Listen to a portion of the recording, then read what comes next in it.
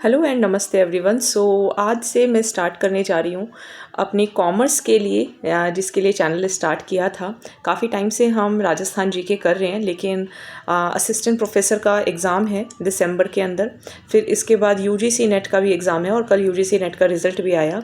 Obviously online course में तो हम पढ़ाते ही हैं, लेकिन मैंने सोचा कि थोड़ा सा यूट्यूब चैनल के अंदर खास करके जैसे आरपीएससी फर्स्ट ग्रेड के जो स्टूडेंट्स हैं, इंग्लिश में कहीं पर मैटर नहीं है, तो I am trying my best कि मैं इंग्लिश के अंदर मैटर प्रोवाइड कर सकूं। और मैंने जो सोर्स यूज़ किए हैं वो बिल्कुल ऑथेंटिक सोर्सेज हैं, यानी कि आप सामने आपके लिखा ही है, और मुझे नहीं लगता इन बुक्स को यूज़ करने में कोई भी प्रॉब्लम जो है वो आएगी, because these books are free to use. ये कोई किसी प्राइवेट सोर्स की बुक नहीं है, तो मुझे नहीं लगता कि कोई कॉपीराइट इशू वगैरह आएगा। तो देखिए, ये पहले जो मैंने स्टार्ट किया है वो कॉस्ट अकाउंटिंग और मैनेजमेंट अकाउंटिंग। ये जो बुक आप देखेंगे, बुक का नाम ही आप देख सकते हो, सामने ही लिखा हुआ है। बुक का नाम है आपका cost accounting and management accounting. अब अगर आप फर्स्ट ग्रेड के लिए तैयारी कर रहे हैं तो उसके अंदर कॉस्ट अकाउंटिंग भी आता है और मैनेजमेंट अकाउंटिंग भी आता है। कॉस्ट अकाउंटिंग के कुछ ही कॉन्सेप्ट्स आते हैं, जैसे कि फर्स्ट 2 चैप्टर्स आएंगे और थोड़ा सा और आएगा, और मैनेजमेंट अकाउंटिंग भी आएगा, साथ में ओवरहेड्स। इस तरीके के क्वेश्चंस आपको देखने को मिलेंगे। जैसे इस बार अगर आपने पेपर दिया हो तो आप थोड़ा रिलेट कर सकते हो, जैसे कॉस्ट अकाउंटिंग से था, एक ओवरहेड से था, फिर आपका मैनेजमेंट अकाउंटिंग से भी क्वेश्चन था। ठीक है, तो इस तरीके के क्वेश्चंस रहते हैं। साथ में अगर आप यूजीसी नेट कॉमर्स की तैयारी कर रहे हैं तो ऑब्वियसली आपके पास कॉस्ट अकाउंटिंग और मैनेजमेंट अकाउंटिंग दोनों ही आते हैं। सिमिलरली आप असिस्टेंट प्रोफेसर का एग्ज़ाम देखोगे तो असिस्टेंट प्रोफेसर के एग्ज़ाम के अंदर भी जो आपका पेपर फर्स्ट है उसके अंदर तो अकाउंट्स ही आना है, जैसे कि फाइनेंशियल अकाउंटिंग आएगा, फिर आपका कॉस्ट अकाउंटिंग आएगा, फिर आपका मैनेजमेंट अकाउंटिंग आएगा। तो ये 3 अकाउंटिंग तो आने ही आने हैं। फिर एक अकाउंटिंग आई थिंक और है, वो मैं अभी क्रॉस चेक कर लूँगी। तो ये आपको तीनों अकाउंटिंग सीखने हैं, जिसमें फाइनेंशियल अकाउंटिंग मैं उम्मीद करती हूँ कि आपको 11th-12th के बेसिक्स आते होंगे। उसके अलावा भी फाइनेंशियल अकाउंटिंग के कुछ टॉपिक्स जो हैं वो हम ग्रेजुएशन के फर्स्ट ईयर में सीखते हैं, वो भी मैं आपको प्रोवाइड करूंगी। लेकिन पहले मैंने सोचा कि पहले यही कवर कर लेते हैं, cost accounting management accounting, 2 subject भी कवर हो जाएंगे और साथ में थोड़ा सा सिलेबस भी आगे बढ़ जाएगा। इस पीडीएफ के अंदर, ये पीडीएफ मैं आपको टेलीग्राम चैनल पर शेयर भी कर दूंगी। टेलीग्राम चैनल का जो लिंक है वो आपको चैनल के जब आप थोड़ा सा ऊपर स्क्रॉल करेंगे तो आपको मिल जाएगा। इसके साथ साथ जो चैनल का नेम है, टेलीग्राम चैनल का नेम है, वो सेम है। आपको कोई प्रॉब्लम आ रही हो तो आप डिस्क्रिप्शन बॉक्स में लिख दीजिएगा, ठीक है, मैं आपको शेयर कर दूँगी। अब इस पीडीएफ के अंदर देखो पेजेस हैं अराउंड 265। ठीक है, एक बार मैं देख लेती हूँ। हाँ, 265 पेजेस हैं इसके अंदर, जिसमें मैं अंदाज़ा ये लगा कर चलती हूँ कि अगर आपका नेट का पेपर है या आपका असिस्टेंट प्रोफेसर का पेपर है या आपका आरपीएससी फर्स्ट ग्रेड का पेपर है, तो नेट का भी दिसंबर में होगा, असिस्टेंट प्रोफेसर का भी दिसंबर में होगा, और आरपीएससी का आफ्टर दिसंबर होगा। अभी चल रहे जुलाई, तो जुलाई का तो खैर चलो दिन चले ही गए, लेकिन फिर भी हमारे पास 10 डेज़ हैं। अगर मैं वो 10 डेज़ भी लूँ, अगस्त, सितंबर, अक्टूबर, नवंबर, दिसंबर, कुल 5 महीने हैं हमारे पास। तो अगर हम हर मंथ में भी एक बुक अच्छे से ऑथेंटिक सोर्स से कवर कर लें, इसके साथ साथ आप क्वेश्चन ज़रूर प्रैक्टिस करिएगा, ठीक है, क्योंकि देखो क्वेश्चंस को प्रैक्टिस करे बिना कोई यूज़ नहीं है।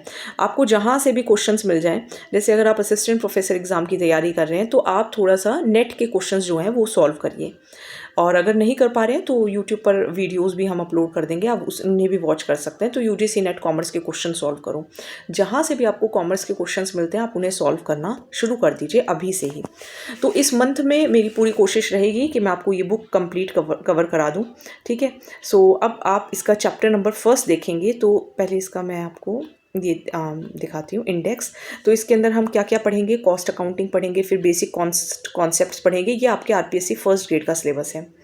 फिर इसके अंदर मटेरियल है, मटेरियल के अंदर सब कुछ आएगा। फिर लेबर को किस तरीके से पेमेंट होगी, ओवरहेड से, ओवरहेड का क्वेश्चन आपने देखा होगा, एक्टिविटी बेस्ड कॉस्टिंग है, सिंगल और आउटपुट कॉस्टिंग है, देन आपके पास कॉन्ट्रैक्ट कॉस्टिंग है, प्रोसेस कॉस्टिंग है। जैसे पिछली बार संक कॉस्ट पूछा था, ये पूछा था कि ये प्रोसेस कॉस्टिंग है या किस टाइप की कॉस्टिंग है।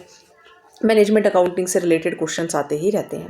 तो जब हम फर्स्ट चैप्टर देखते हैं, इंट्रोडक्शन टू कॉस्ट अकाउंटिंग, तो इसके अंदर देखो हम ब्रांचेस देखेंगे, किस तरीके से इमर्जेंस हुई कॉस्ट अकाउंटिंग की, कहाँ से कॉस्ट अकाउंटिंग आया, क्या इसका नेचर है, कॉस्ट अकाउंटिंग क्यों करते हैं और क्या इसकी इंपॉर्टेंस है, कॉस्ट अकाउंटिंग सिस्टम कैसे इंस्टॉल किया जा सकता है, एक अच्छे कॉस्ट अकाउंटिंग सिस्टम के क्या क्या फीचर्स होते हैं, क्या क्या मेथड्स हैं इसके, क्या क्या टेक्निक्स हैं, कॉस्ट अकाउंटिंग और फाइनेंशियल अकाउंटिंग में क्या डिफरेंस है, कॉस्ट अकाउंटिंग के लिमिटेशंस क्या क्या हैं। तो फिर इसकी समरी भी और साथ में कुछ रेफरेंस बुक्स भी इन्होंने दी हुई हैं, अगर आप वो भी यूज़ करना चाहें तो आप यूज़ कर सकते हो। देखिए ये बहुत ज़रूरी है, मैं आपको PDF से भी पढ़ा सकती थी, लेकिन PDF इसलिए नहीं पढ़ाया क्योंकि ऑथेंटिक सोर्स से ही अगर हम पढ़ेंगे तो मेरे ख्याल से वो ज़्यादा यूज़फुल रहेगा, क्योंकि आजकल के एग्ज़ाम्स की डिमांड यही है। तो एग्ज़ाम्स को पॉइंट ऑफ व्यू में, एग्ज़ाम को ध्यान में रखते हुए ही जो मैं आपको वीडियोस प्रोवाइड कर रही हूँ, क्योंकि आपके पास सफिशिएंट एग्ज़ाम है, चाहे आप नेट का पेपर दे रहे हो या असिस्टेंट प्रोफेसर का दे रहे हो या फर्स्ट ग्रेड का दे रहे हो या आप HTET कॉमर्स का दे रहे हो, ठीक है, आपको सभी के लिए कॉमर्स के लिए यूज़फुल रहेगा। तो देखिए कॉस्ट अकाउंटिंग का मेन एम तो देखो यही है कि हम कॉस्ट फाइंड कर सकें और फिर कॉस्ट को कंट्रोल कर सकें। और जब हमें कॉस्ट पता चलेगी तभी तो हम उसका सेलिंग प्राइस डिसाइड कर सकेंगे। जैसे मान लीजिए हमने कॉस्ट पता करी कि भाई इस चीज़ की कॉस्ट 10 है, तभी तो आप उसका सेलिंग प्राइस ऑब्वियसली उससे ज़्यादा का रखोगे, 12 का, 13 का, 14 का, 15 का। It depends on your goodwill and on your motive.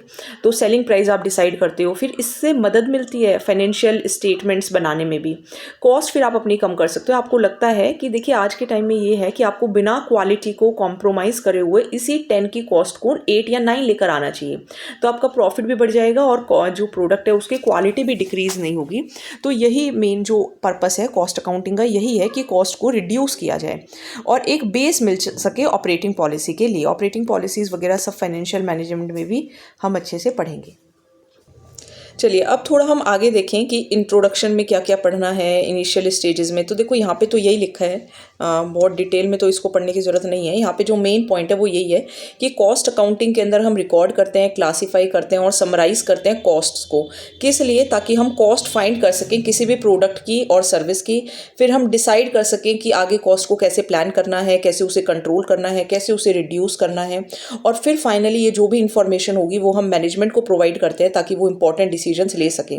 क्योंकि देखो कॉस्ट अकाउंटेंट का काम तो यही है कि कॉस्ट को फाइंड करना और कॉस्ट को कैसे कम किए जा सकते हैं। लेकिन फाइनल डिसीजन कौन लेगा? फाइनल डिसीजन तो मैनेजर ही लेगा, है ना, मैनेजमेंट ही लेगी। तो कॉस्ट अकाउंटिंग पहले आती है और मैनेजमेंट अकाउंटिंग बाद में आती है। तो अब जो कॉस्ट रिडक्शन है वो कॉस्ट अकाउंटिंग के अंदर ही आने लग गई है, ठीक है, ये भी आप बात ध्यान में रखेंगे। तो अब हम कॉस्ट अकाउंटिंग की डेफिनेशन, क्योंकि वैसे तो देखो कम ही पूछी जाती है लेकिन फिर भी पता होना चाहिए। जैसे कि चार्ल्स टी हॉर्नग्रेन, इन्होंने क्या कहा है कि कॉस्ट अकाउंटिंग ऑब्वियसली ये तो एक क्वांटिटेटिव मेथड है, क्वालिटेटिव मेथड तो है नहीं। अब इसके अंदर क्या किए जाते हैं कि आप कॉस्ट को एक्यूमुलेट करते हो, क्लासीफाई करते हो, समराइज करते हो और फिर उसमें से इंफॉर्मेशन इंटरप्रेट करते हो। किस लिए? 3 चीज़ों के लिए। क्योंकि आपको प्लानिंग करनी है, आपको कंट्रोल करना है, आपको कुछ डिसीजंस लेने हैं, आपको प्रोडक्ट से रिलेटेड डिसीजंस लेने हैं। तो ये किसने कहा है? हॉर्नग्रेन ने कहा है कि 3 मेन पर्पसेस के लिए हम कॉस्ट अकाउंटिंग को यूज़ करते हैं। अब ये institute of cost and management accountants of London, इन्होंने डेफिनेशन दी है। इन्होंने क्या कहा है कि कॉस्ट अकाउंटिंग क्या है? एक प्रोसेस है जिसके अंदर हम कॉस्ट की अकाउंटिंग करते हैं और हम फाइंड करते हैं कि कितना खर्चा हुआ है और फिर हम रिलेशनशिप एस्टैब्लिश करने की कोशिश करते हैं। अगर हम एक वाइडर सेंस में बात करें तो हम क्या कर रहे हैं? एक स्टैटिकल डाटा प्रिपेयर कर रहे हैं और फिर हम कॉस्ट कंट्रोल मेथड्स को अप्लाई करेंगे और फिर हम देखेंगे कि कौन सी चीज़ प्रॉफिटेबल है, कौन सी चीज़ प्रॉफिटेबल नहीं है और उसके अकॉर्डिंग ही हम आगे चीज़ें करते हैं। अब मीन्स बेसिक एम यही है कॉस्ट को एसरटेन करना और फिर देखना कि पहले के कंपैरिजन में कॉस्ट बढ़ी है या घटी है और फिर हम उसको किस तरीके से और बचत कर सकते हैं। तो ये इन्होंने कहा है institute of cost and management accountants of London ने। अगर हम वेल्डन की बात करें तो वेल्डन क्या कहते हैं कि कॉस्टिंग के और कॉस्ट अकाउंटिंग के प्रिंसिपल्स को यूज़ करना, उनके मेथड्स को यूज़ करना, टेक्निक्स को यूज़ करना ताकि आप कॉस्ट को कंट्रोल कर सको और प्रॉफिट फाइंड कर सको। तो बेसिकली आप जो इन्फॉर्मेशन होगी उसको यूज़ करोगे और फिर मैनेजर अपने इंपॉर्टेंट डिसीजंस ले सके। अगर हम विल्मट की बात करें, ये विल्मट जो है वो थोड़े से छुप गए हैं, तो विल्मट ने ये कहा है कि कॉस्ट अकाउंटिंग क्या है? Analysing, recording, standardising, forecasting, comparing, reporting and recommending.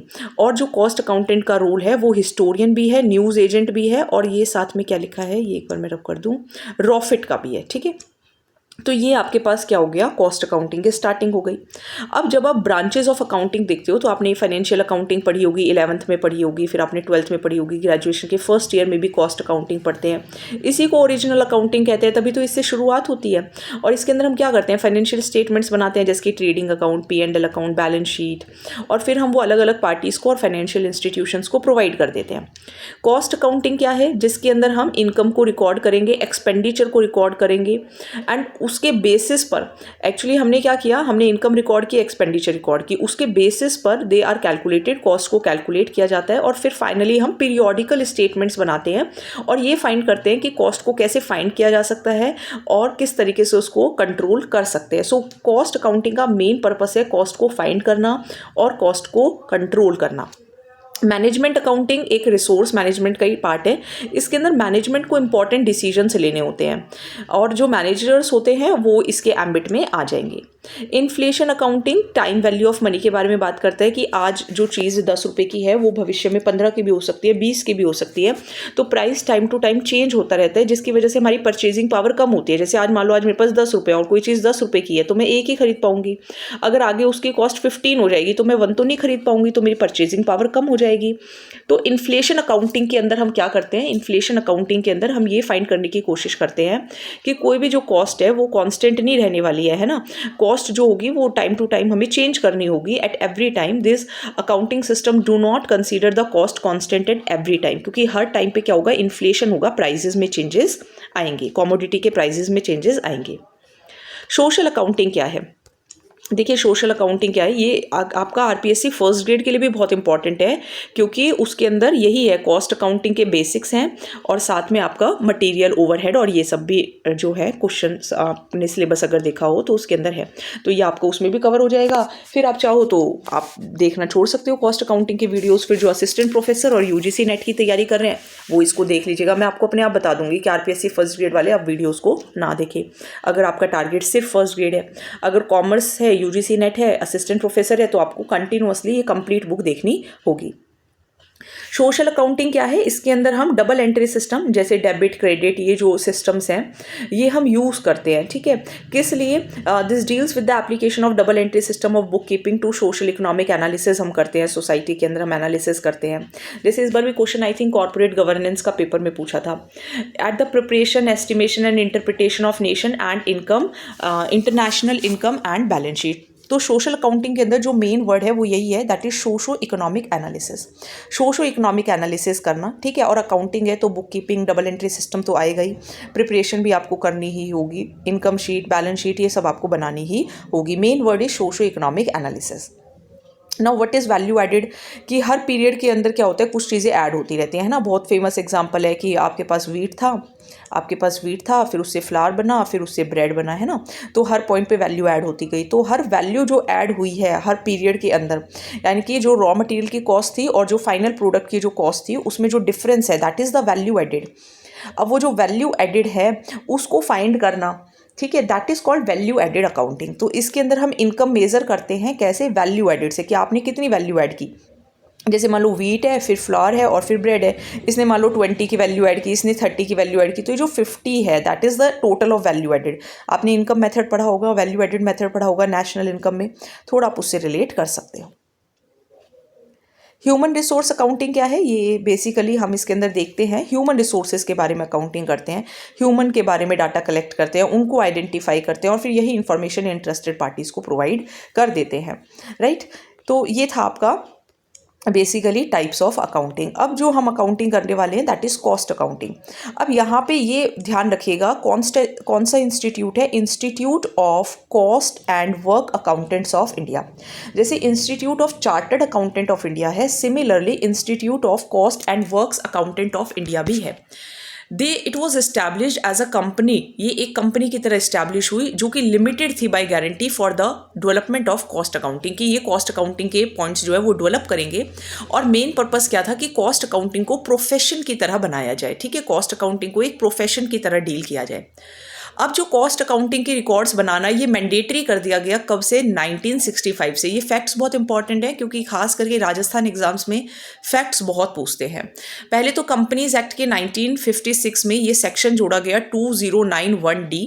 इसके बाद इसको मैंडेटरी कर दिया कि कॉस्ट अकाउंटिंग आपको करना ही करना पड़ेगा, कब से, 1965 से। अगर आप बाद में इन वीडियोस को रिवाइज करें और लगे कि मैम हमें बार बार हाईलाइट नहीं करना है, हमें सिर्फ मेन पॉइंट्स को रिवाइज करना है, तो आप स्क्रीनशॉट्स लेकर रख सकते हैं, या वीडियो को जैसे स्टॉप करेंगे तो जहाँ पे आपके पास अंडरलाइन है या जहाँ मैंने हाईलाइट किया है बस आप वही पढ़ लीजिएगा, तो भी आपकी क्विक रिविजन हो जाएगी, ठीक है। और अगर आप अपने नोट्स बनाना चाहें तो बना सकते हैं, बाकी मुझे इसके नोट्स बनाना काफ़ी लेंदी लगता है और काफ़ी टाइम कंज्यूमिंग हो जाएगा। हालांकि आपने अपना ग्रेजुएशन में, पोस्ट ग्रेजुएशन में सब्जेक्ट पढ़ा हुआ होगा, तो आप नोट्स ना बना के वीडियो को ही सुने और स्टॉप करके आप आगे आगे करके देख सकते हो, है ना। और जब आप आगे आगे करोगे तो फिर आप जहाँ जहाँ पे आपको हाईलाइट करा हुआ नज़र आ रहा है या पेन से अंडरलाइन है, आप वो देख सकते हो। चलिए अब देखेंगे, क्योंकि देखो मेरे को तो ये बुक कराने में कम से कम 20 से 25 दिन लगेंगे, तो मैं इसको सेव नहीं कर सकती हूँ डेली डेली, ठीक है। तो इसलिए मैं आपको ये सजेस्ट कर रही हूँ। Institute of cost and work accountants ने अभी कॉस्ट अकाउंटिंग स्टैंडर्ड्स 1 to 4 भी इशू किए, जो कि ये बहुत इंपॉर्टेंट है लर्न करने। हालांकि अभी तक पूछे नहीं गए हैं लेकिन पूछे जा सकते हैं। जैसे कॉस्ट अकाउंटिंग स्टैंडर्ड फर्स्ट किसके बारे में कहता है कि कॉस्ट अलग अलग टाइप्स की हैं, है ना, वो अभी हम पढ़ेंगे भी। जैसे पिछली बार में संक कॉस्ट पूछा गया था, और फिर मैं आपको हो सकेगा तो नेट के क्वेश्चंस भी कराऊंगी और फर्स्ट ग्रेड कॉमर्स के भी कराऊंगी। कॉस्ट जो हमारा अकाउंटिंग स्टैंडर्ड है 2, वो ये कहता है कैपेसिटी डिटरमाइन करना, ये अभी हम पढ़ेंगे। थर्ड में जो अभी इस बार पूछा गया था ओवरहेड का अपोर्शनमेंट और उसका एलोकेशन, और 4 के अंदर कैप्टिव कंजम्पशन का कॉस्ट ऑफ प्रोडक्शन, ये हम बहुत डिटेल में पढ़ने वाले हैं। अब आप नेचर की बात करें, अभी आप इनको लर्न कर लीजिए एज इट इज़। चलिए अब अगर हम नेचर की बात करें तो देखिए कॉस्ट अकाउंटिंग क्या है। तो कॉस्ट अकाउंटिंग एक मेथड है कॉस्ट को कंट्रोल करने का। मेन एम यही है कि कॉस्ट को कंट्रोल करना है। ये एक ब्रांच है सिस्टमैटिक नॉलेज की, अपने आप में ये एक डिसिप्लिन है। इसके खुद के प्रिंसिपल्स हैं, खुद के कॉन्सेप्ट्स हैं, खुद के कन्वेंशंस हैं, जो इंडस्ट्री टू इंडस्ट्री डिफर कर सकते हैं। ये साइंस भी है, आर्ट भी है। साइंस क्यों है? क्योंकि एक सिस्टमैटिक बॉडी ऑफ नॉलेज है, और इसके बिना जो एंड आर्ट किस लिए है? आर्ट इसलिए है क्योंकि बिना इसकी एफिशिएंसी के और बिना कॉस्ट ऑडिटर के एक्सपीरियंस के आप कॉस्टिंग टेक्निक्स को एफिशिएंटली यूज़ नहीं कर सकते। तो कला क्यों है? क्योंकि कॉस्ट ऑडिटर इसको बहुत अच्छे से यूज़ करने वाला है। और साइंस क्यों है? क्योंकि ये सिस्टमैटिक बॉडी ऑफ नॉलेज है। तो ये इसका नेचर हो गया। एडवांटेजेस की बात करें तो क्या क्या फ़ायदे हैं? तो इससे मैनेजमेंट को हेल्प मिलेगी। मैनेजमेंट जो है वो डिसीजन ले सकते हैं, अपने प्रॉफिट्स को बढ़ा सकते हैं, प्राइस को फिक्स कर सकते हैं, डिसाइड कर सकते हैं कि कौन सी एक्टिविटी प्रॉफिटेबल है, कौन सी अनप्रॉफिटेबल है, हम खाली कहाँ बैठे हैं, कौन खाली बैठा है, कॉस्ट को कैसे कंट्रोल किया जाए, इन्वेंट्री को कैसे कंट्रोल किया जाए। एम्प्लॉयज़ के लिए भी बेनिफिशियल है, क्योंकि एम्प्लॉयज़ को वेजेस कैसे प्रोवाइड करना है, सिंसियर एम्प्लॉयज़ को कैसे बोनस प्रोवाइड करना है, ठीक है, और कॉस्ट कैसे लोअर करनी है। तो एम्प्लॉयज़ के लिए भी बेनिफिशियल ये है। बेनिफिट टू क्रेडिटर्स, क्योंकि क्रेडिटर्स ने आपको जो पैसा है वो उधार में दिया हुआ है, कुछ चीज़ें उधार में दी हुई है, तो वो जानना चाहते हैं कि आप उनका लोन और इंटरेस्ट उनको पे कर पाओगे या नहीं पे कर पाओगे। तो अगर कॉस्ट रिपोर्ट्स होंगी तो वो उनको बेटर पिक्चर प्रोवाइड कर पाएंगी कि आपके जो बिजनेस है उसका क्या कैपेसिटी है, या आगे क्या आपका बिजनेस जो है वो सही चल रहा है या नहीं चल रहा है। मीन्स साउंडनेस जो होगी वो जज कर पाएंगी। गवर्नमेंट को भी बेनिफिट है, क्योंकि गवर्नमेंट जो होगी वो अपने प्लान्स वगैरह बना सकती है कि टैक्स कैसे लगाना है, एक्साइज ड्यूटी कैसे लगानी है, एक्सपोर्ट कैसे करना है, प्राइस सेलिंग, सब्सिडी देनी है नहीं देनी है। तो गवर्नमेंट को भी हेल्प करेगा। कस्टमर्स को भी हेल्प करेगा, क्योंकि उन्हें अच्छे क्वालिटी के गुड्स रीजनेबल प्राइस पर मिल जाएंगे। अब अगर हम इसकी इंपॉर्टेंस की बात करें तो देखिए इससे आपको एक तो मटेरियल कॉस्ट पता चलेगी, क्योंकि कोई भी चीज़ होती है तो उसके अंदर मोस्टली अगर सर्विस ना हो, गुड है, तो मटेरियल लगा होगा, और मटेरियल से कॉस्ट तो जो है वो बढ़ती है। तो मटेरियल हो गए या छोटे छोटे पार्ट्स हो गए, कितना हमें रखना है स्टॉक में, कितना नहीं रखना, तो आप मटेरियल कॉस्ट डिसाइड कर सकते हो। फिर लेबर कॉस्ट आप डिसाइड कर सकते हो, लेबर को कंट्रोल कर सकते हो। ओवरहेड्स अलग अलग होते हैं, फैक्ट्री ओवरहेड्स होते हैं, एडमिनिस्ट्रेशन होते हैं, सेलिंग एंड डिस्ट्रीब्यूशन ओवरहेड्स होते हैं। तो ये अभी मैं आपको जो कॉस्ट शीट आएगी उसके अंदर भी समझा दूंगी। कॉस्ट अकाउंटिंग इसलिए भी इंपॉर्टेंट है क्योंकि ये बताती है कि आपने स्टैंडर्ड क्या रखा था और आपका एक्चुअल परफॉर्मेंस क्या आया।